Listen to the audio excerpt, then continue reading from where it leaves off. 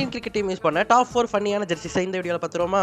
Number 1 2012 T20 world cup jersey. என்னடா jersey இதை நான் பார்த்ததே இல்ல இப்படி இருக்கு அப்படின்னு சொல்லிட்டு நீங்க கேட்டீங்கன்னா உண்மையிலே இந்த ஜெர்சியை யூஸ் பண்ணலங்க. 2012 T20 வேர்ல்ட் கப்புக்காக இந்த ஜெர்சியை நைக் நிறுவனம் வடிவமைச்சிருந்தாங்க.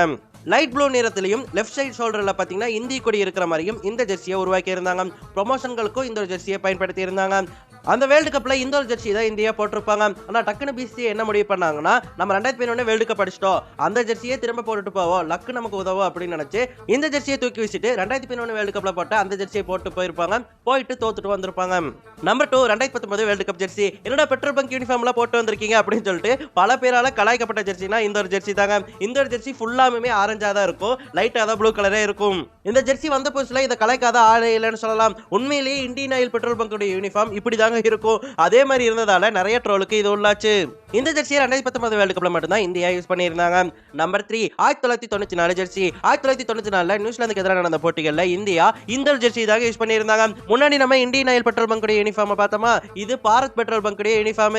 அதே மாதிரி தாங்க இருக்கும். அங்கேயும் எல்லோ ப்ளூ தான் போட்டிருப்பாங்க, இதுவுமே எல்லோ ப்ளூ கலர்ல தான் இருக்கும். ப்ளூவை விட எல்லோ அதிகமா இருக்கிறதாலேயே இது பார்க்கிறதுக்கு ரொம்ப காமெடியா இருந்துச்சுங்க. அதனாலதான் இந்த லிஸ்ட்ல சேர்த்திருக்கோம். ஆனா இந்த ஜெர்சியில தான் சச்சின் டெண்டுல்கர் தன்னுடைய முதல் ஓடிஐ சதத்தை ஆஸ்திரேலியாவுக்கு எதிராக 1994 பதிவு செஞ்சிருந்தாரு. Number 4 Asian games jersey. 2023 Asian கேம்ஸ்ல இந்தியா ஆடி இருந்தாங்க. ஆனா பெரிய பிளேயர்ஸ் ஆல ருத்ராஜ் கேக்வர்ட் தலைமையில தான் இந்திய அணி போய் விளையாடி இருந்தாங்க. அப்போ ஒரு ஜெர்சியை போட்டிருந்தாங்க. அதை பார்க்கும்போது இப்பவுமே எனக்கு சிரிப்பு தான் வருது. என்னடா இது இந்திய ஜெர்சியா இல்ல ரங்கோலி கோலமா அப்படின்னு சொல்லிட்டு கேட்கற மாதிரி தான் இருந்துச்சு.